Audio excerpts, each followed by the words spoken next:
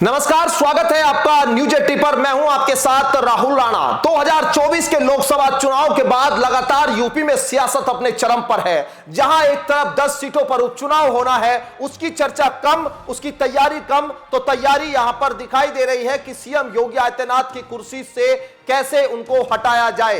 ये चर्चा अब सियासी गलियारों में बहुत तेजी के साथ वायरल हो रही है और कहा जा रहा है कि चाणक्य को अब लगने लगा है कि यूपी के उपचुनाव में यहां बीजेपी को कोई खास फायदा नहीं होगा। इसलिए यही सही मौका है कि अब चाणक्य यहां पर अपने रास्ते का कांटा हटा सकते हैं। दरअसल ये हम नहीं कह रहे, ये चर्चा सियासी गलियारों में है, सोशल मीडिया पर तमाम जगह पर यह चर्चाएं चल रही है और कई विशेषज्ञ, राजनीतिक विशेषज्ञ इस बात का जिक्र करते हुए दिखाई दे रहे हैं कि उत्तर प्रदेश में सियासत के आधार पर देखा जाए तो सीएम योगी आदित्यनाथ और चाणक्य के बीच सब कुछ ठीक नहीं चल रहा है। उसके पीछे की वजह है सीएम योगी आदित्यनाथ, और यहां पर प्रधानमंत्री मोदी तो तीसरी बार पीएम बन गए और उसके बाद जो उनका होना था वो हो चुका।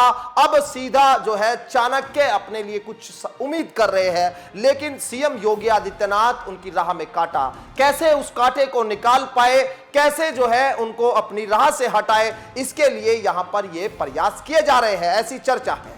लेकिन आप देखिए कि यहां पर तमाम जो प्रयास किए गए वो विफल रहे और अब यहां जब यूपी में 10 सीटों पर उपचुनाव होने हैं तो बीजेपी को लग रहा है, चाणक्य को लग रहा है कि इन 10 सीटों पर उनको सफलता नहीं मिलेगी। इसलिए सारी जिम्मेदारी सीएम योगी आदित्यनाथ के कंधों पर डाल दी गई है। किसको टिकट देना है, किस तरह से चुनाव की रणनीति बनाई जाएगी और हार जीत का ठीकरा भी या सीएम योगी आदित्यनाथ के ही कंधों पर रखा जाएगा, क्योंकि यहां जो आने वाले दिनों में चुनाव होने हैं उन चुनाव को लेकर भी बीजेपी कहीं ना कहीं निराश दिखाई दे रही है।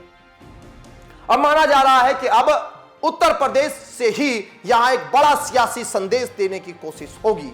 तो सीधे तौर पर क्या सीएम योगी आदित्यनाथ को इतनी आसानी से हटा दिया जाएगा? क्या शिवराज चौहान की तरह, महाराष्ट्र के सीएम की तरह योगी आदित्यनाथ जो है वो शांत बैठ जाएंगे? ये दरअसल लगता नहीं है, क्योंकि सीएम योगी आदित्यनाथ की राजनीति अलग तरह की है। उनका चेहरा हिंदुत्व का चेहरा है और प्रधानमंत्री मोदी के बाद अगर किसी का नाम आता है तो सीएम योगी आदित्यनाथ का नाम आता है। और यही जो है कहीं ना कहीं दिखाई दे रहा है चाणक्य को भी कि आखिर उनका नाम कहां है। तो अब सवाल हो रहे हैं कि यहां पर कैसे जो है सीएम योगी को कुर्सी से हटाया जाए। तब जब उत्तर प्रदेश में बीजेपी को 29 सीटों पर बड़ा भारी नुकसान हुआ है, तो सीधे तौर पर आज दरअसल यही खबर मैं सोशल मीडिया पर भी तलाश रहा था कि आखिर हो क्या रहा है उत्तर प्रदेश की सियासत में। तो यहां ये पूरी पटकथा जो है, कहा जा रहा है कि चाणक्य द्वारा लिखी जा रही है, नाटक नाटिकाएं चल रहे हैं। इसी के तहत सहयोगी दलों और भाजपा के नेताओं से बाबा के ऊपर तमाम हमले करवाए जा रहे हैं।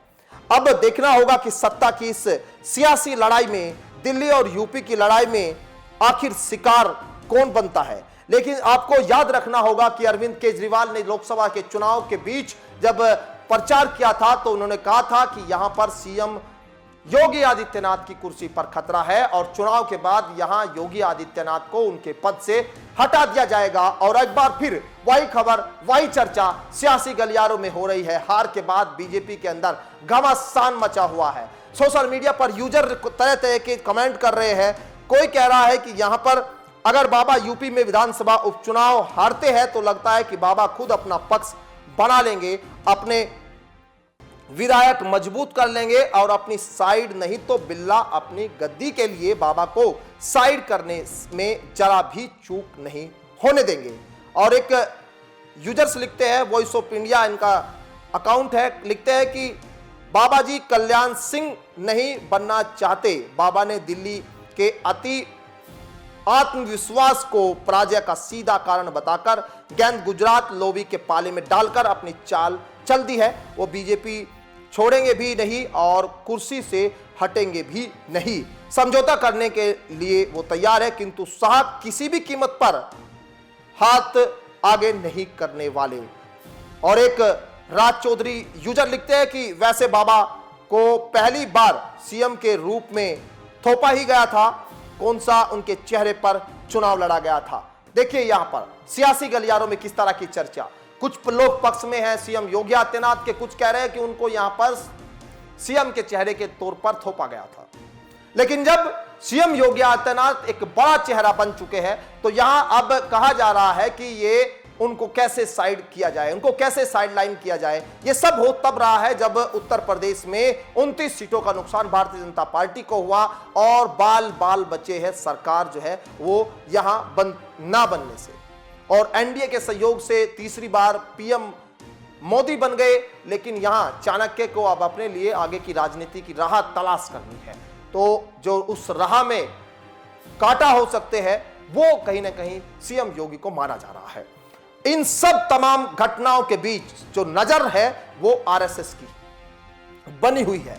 संघ जो है अब इस पर नजर बना रहा है कि आखिर इस पूरे घटनाक्रम के पीछे हो क्या रहा है, क्योंकि अगर सत्ता है तो उनके काम हो रहे हैं, सत्ता है तो वो तमाम कानून बना रहे हैं, अपने मित्रों को अधिकार दे रहे हैं, तमाम चीजें दे पा रहे हैं, लेकिन अगर सरकार नहीं होगी तो क्या होगा।